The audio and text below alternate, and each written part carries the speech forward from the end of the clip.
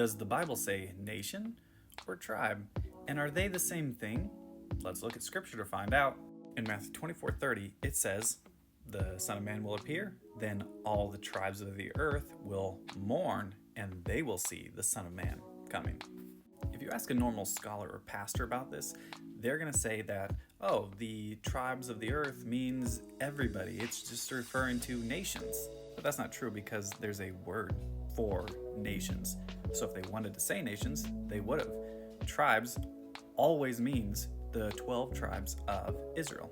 Like even in Revelation 7:9, it says every nation from all tribes and peoples and languages. So there's a distinction between tribes and nations even in the text. So when we read Matthew 24, where it says every tribe will see him, or the parallel passage in Revelation 7, where all the tribes of the earth will wail, we have to acknowledge that the 12 tribes of Israel are the ones that are going to see Jesus. And here's where it gets very interesting, if it hasn't already. Because there are no tribes that currently exist today. They were all wiped out. Every genealogical record, every trace of who belongs to what tribe, they were all wiped out in 70 AD when Rome sacked the city and utterly destroyed the Jews as a people. Anyone currently that claims they're a tribe of, Benjamin, Levi, whatever it is, they have zero evidence to substantiate their claim. And if you talk to a rabbi, even in Israel, you ask them, well, how do you know what tribe you're part of? They would say, well, I just think I am, or that's just what I've been told. They have zero evidence and they can't verify it.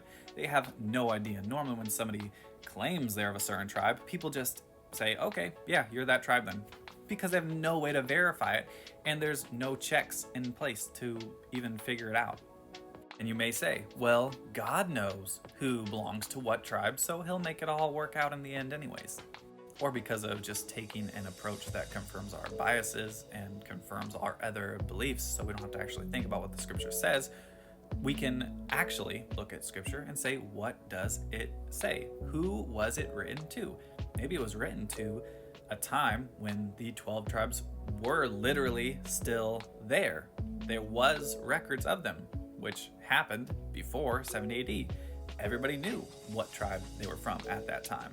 So when we look at these verses and see that all the tribes are going to see the second coming, instead of taking it to an extreme and saying, oh, tribes now, God knows who they are, they are going to see him, we can say, hold on, they knew what tribe they were from back then when Jesus was still here when he said that. So let's go to the text and see when he was talking to the 12, if he actually said they themselves in that generation were going to see him.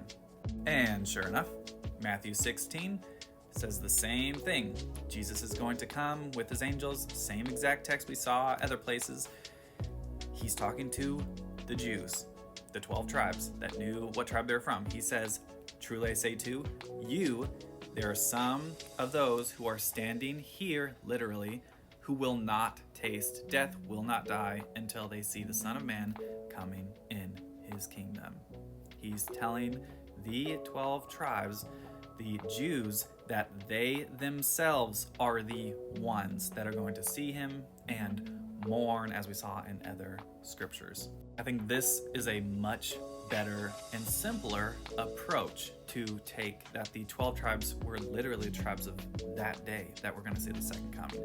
But unfortunately, we like to make it about us, and this isn't like a jab at anybody, that's just how we were taught. It's hard to interpret the scripture, to be honest, but we ignore the clear text, the clear meaning, because we already have a bias in our own mind that wants to confirm what we already believe. So when we read scripture, we don't actually read scripture. We're trying to filter it through our own set of beliefs, and we can't do that. We have to let the scripture inform us and our beliefs. And I say this often because I mean it.